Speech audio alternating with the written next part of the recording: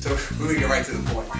So about 20 some odd years ago, when I started getting into this work, it was not like today where there was no internet. So you couldn't go in and say, I want to Google law of attraction, blah, blah, blah. You couldn't do it. And I used to actually get a newsletter in the mail. You remember? Little cards and things that came in a box and they put it in front of your house. You remember those days, right? So there was no, there was no place else. So I found this metaphysical newsletter, and every month they had a different newsletter, and there was a different theme. Every month they had a different theme. So one month the theme was energy and attraction. And I had never seen this before, because like I said, this is like 20 some odd years ago, and I'm just getting into this work and trying to understand it. And the whole theme of it, talking about energy and how you're attracting things in your life and you're bringing things in, and it blew me away. Absolutely blew my mind. Because being a New York kid, hustler, work hard, if I wanted to be successful, if I wanted something, I went out and got it. That was the way I learned. That's how we learned it. There was no attraction. There was you want to get up, go to work, go do something. So there was no such thing as hang out and just sit there and you're going to attract things into your life. Never heard of it. Never thought of it, never heard of it, never saw it before. So as I'm reading through this stuff, I got very intrigued by the whole thing. And then one of the things that went into talking about was, it said, and this is a universal law. Which I said, I had no idea what that meant. Because I said, what is a universal law? What does that mean? A universal, so I had to go to bookstores and I would go to libraries and I'm looking for this kind of metaphysical type information, which was very hard to find at that time. I'll never forget walking into a bookstore at the time and asking somebody about a meditation tape, not even a CD, a tape. And they said, the guy just laughed at me, he said, meditation tape, what are you, crazy? We don't have that. So we've come a long way, we've got a lot of information out there. Some of it's great and some of it is not so great, so you kind of have to sift through it now. It's not like before, there wasn't so much, and now there's a lot of stuff out there. So one of the things that I think has happened, especially when we deal with law of attraction, is there's a lot of information. Some of it's really good, some of it's not. It's like anything else. So you've got to learn how to kind of sift through this and understand what's going on. So the reason I call this the real deal with the law of attraction is I want to give you the whole picture and kind of fill in some of the holes that you may have missed, or maybe you just never got exposed to as you were going forward. So the first thing that we want to think about here is the word law. And I just want to start with this because it's important for us to understand what's going on with this. So every word, everything that we have in life, we have an immediate association. Right? So when I say to you a law, you have an immediate association. You think of a law, you think of something. As you understand laws and as you start to understand how this works, and you think of this word, and I'm saying this is a universal law, right away you conjure up your own feeling about what that is. What does that mean? So let's look at laws for us, and then what's the difference? Because this is an important distinction if we're going to go as we go forward. So when we think about laws, the first laws we got exposed to in our homes were the laws we got from our parents. Those were the laws, right? You found out good and bad, right and wrong, what you should do, what you shouldn't do. These were laws. This is the way you learned it. So those laws that you learned as a child, in many cases are still tremendously impacting every day of your life. Because you still remember what was good, what was bad, what was right, what was wrong, what you could do, what you couldn't do. Now some of the things that became what I think of as kind of unconscious laws were the emotional activities that happened in the house. So for example, if you had an emotional issue or if you were upset about something and you went to your parents and you said, I'm upset, the way that they responded is very important for you. Because you learned early on, well, the law of me expressing my feelings is okay, but for many of us it was not okay. So that now became for you, in effect, a law. So as you grew up, the law of your feelings was, I can't do that. I'm not allowed to express my feelings. That's not something I can do. And this is so these are all things that are very deep within us. The good, bad, most of it is going to be tied into you, good, bad, right, wrong. What do you think is good? What do you think is bad? What do you think is right? What do you think is wrong? So those are the things that got tied into you growing up. Those laws you should revisit. You should sit down one day and say, okay, this is what I learned, And as I got older and as I started doing this work, because I went to Catholic school, which I always tell everybody that's a different talk altogether. That's a different session that we're going to do. The Catholic school, I'm trying to survive talk. So that was a whole other bunch of laws, right? So now I learned as I was going into, as I started learning this work, all of a sudden I had all these conflicts. The first one was reincarnation. Right, because Catholic school was, as I say, that was a one and done thing. You come once, you're done. One and done, you're finished. Reincarnation, you come back a million times. So I'm saying, wow, this is a big problem, because this is saying all this, and this is saying all this, and I had, people in robes and priests and nuns and telling me this is what I'm supposed to do. So now, it's confusing, because you say, well, is this right? Is this right? So you start to get confused. Now, most people we know in society don't do this. They just kind of say, okay, this is my belief, this is what I learned, and I'm good. I'm Catholic, I'm Jewish, and this is what we do, this is the ritual, this is how we do it, and that's fine. So, for us, if we want to expand ourselves, we have to look at all the stuff that we got, and all the stuff that we consider to be laws, starting off with right and wrong, good and bad.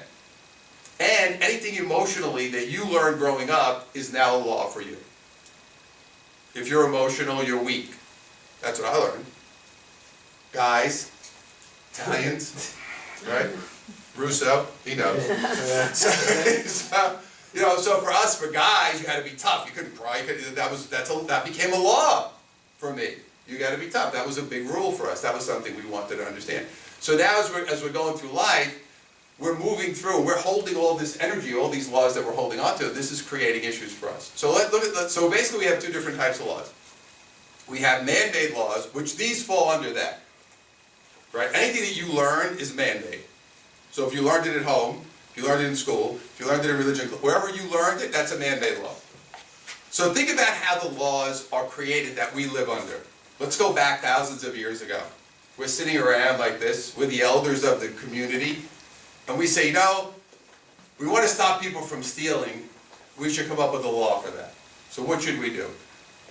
And someone makes a suggestion, say, you know what? Scott says, you know what I think we should do? Why don't we bring that person into the circle of the town and cut their hand off? Yeah. Way to go. And everyone says, good idea. Let's make it a law. So that's how it happened. That's how it worked. But a couple of people got together and said, yeah, I think that's the way we should do it.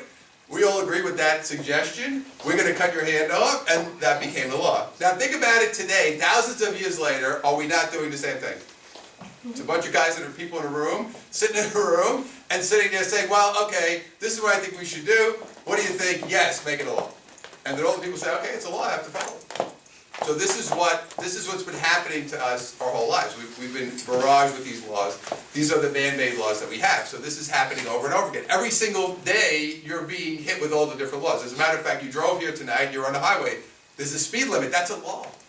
How many of you went over the speed limit? How many of you? Oh, there's a traffic light. So, in effect, you broke the law. Did you get arrested? No, you made it. So here's the difference. You can break a man-made law and get away with it. You cannot break a universal law and get away with it. Universal law is universal. So universal law would be gravity. Gravity is a universal law.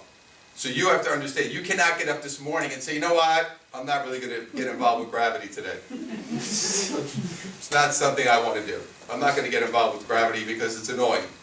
It's making me feel heavy, it's pulling me down, I don't want to do it. You can't, it's a universal law. So law of attraction is the same thing, it's a universal law. It's something that is affecting you and impacting you 24 hours a day, 7 days a week. It's always there. It's like oxygen, it's like gravity, it's always there.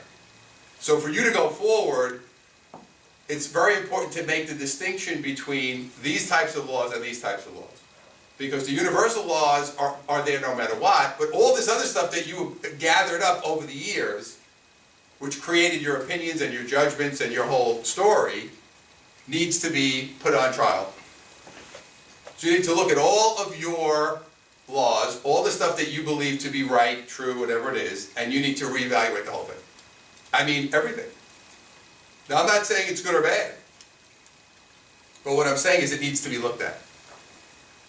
How often do you sit down and look at your belief system and say, do I believe this? Where did this come from? Why am I doing this? What's going on? How often? We're so busy getting through the day and looking at cell phones, because that's all everybody does, All everybody does better.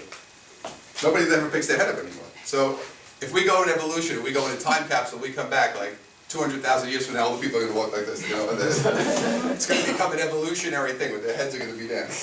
Maybe the phone will actually become, right here, be part of your body at that point. But, so we've got to look at our life and say, okay, what's going on for me? How many things am I holding? How many things are still triggering me off? You have to look for that. That'll help you, right? Am I getting triggered because I'm seeing these things, these old things that are still coming up for me that I believe from when I was a kid? So I'm still getting triggered by these old laws and old beliefs, and it's stopping me from going forward because I can't get past all these ideas and all these things that I was told were important.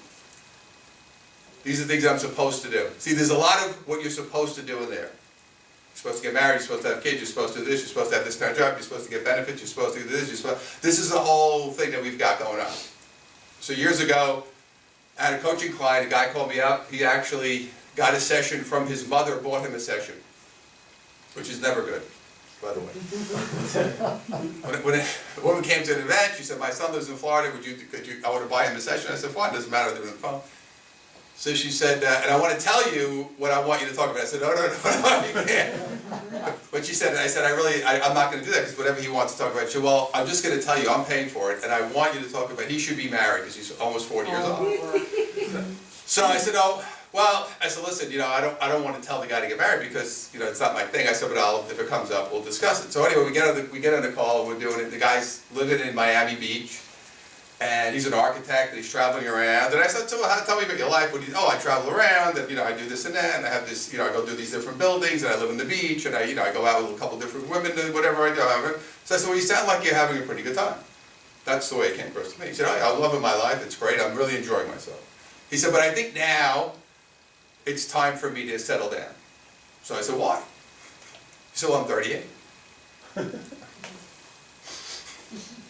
So that became, but also he's hearing it from his mother, right? Oh, you're 38, what are you doing? You're 38.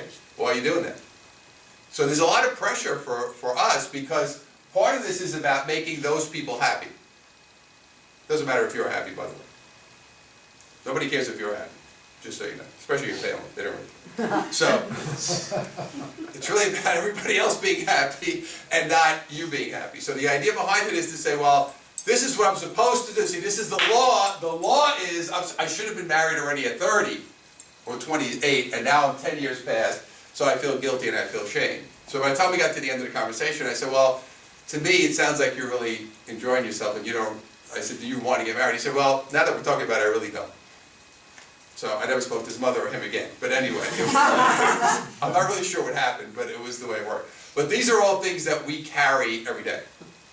And these are things that are in our heads every single day. This idea of what I'm doing and what's the law, what should I be doing and what am I not doing.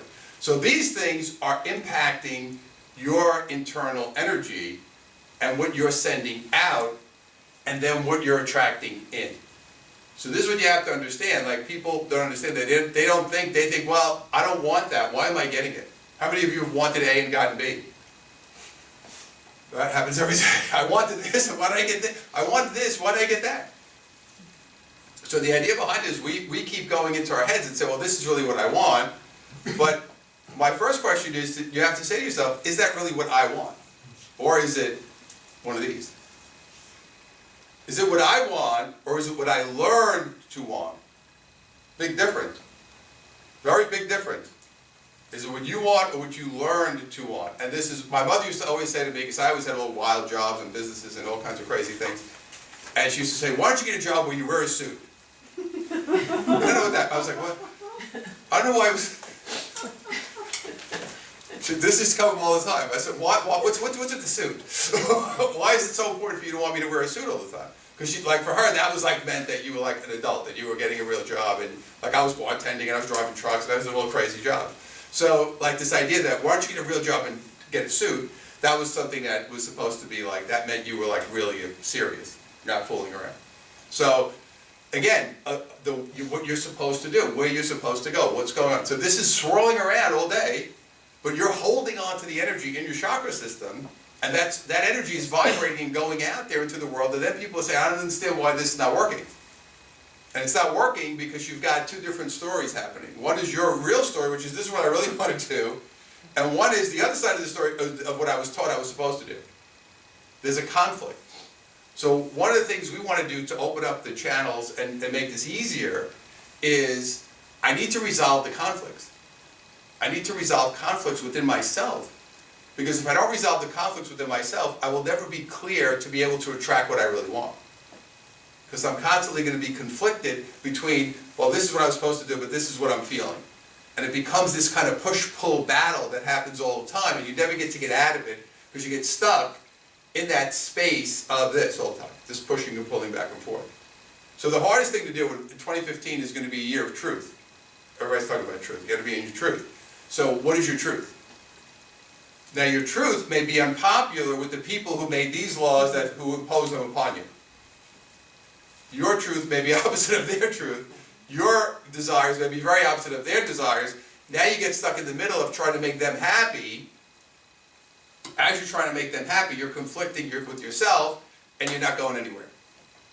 And that's where we're getting ourselves stuck. So we have to be able to be honest and say, well, this is really what I want to do. This is really the kind of life I want. Doesn't matter what it is. There's no right or wrong answer for this. But we've been told there is a right or wrong answer. This is what you're supposed to do, this is what you're supposed to want. We're barraged all day long with what we're supposed to have. Every 4 seconds, there's a car commercial, it's like nonstop. Then you see celebrity shows, and these big hats, this is like nonstop, this is what you're supposed to, this is what we're supposed to be aspiring to, these certain things. So we're constantly getting hit with all this stuff, and when we get it reinforced at home, then we're really stuck. And we get stuck in that space. So we get stuck there, so we have to be aware. Your awareness becomes very important for this work. Because your awareness becomes the key to going forward. If I'm not aware of what's going on, I have a problem. Because I don't know I'm just kind of in the middle of it. I need to be above it and looking down almost. I need to be in a different space where I can kind of look down upon it, not just be in it. It's kind of like you buried your head down, you're just plowing forward. Anybody feel like that? Yeah. But you don't want to do that. Because that's going to slow you down. It's going to stop you from going forward. It's going to stop you from moving your energy in the direction you want to go in.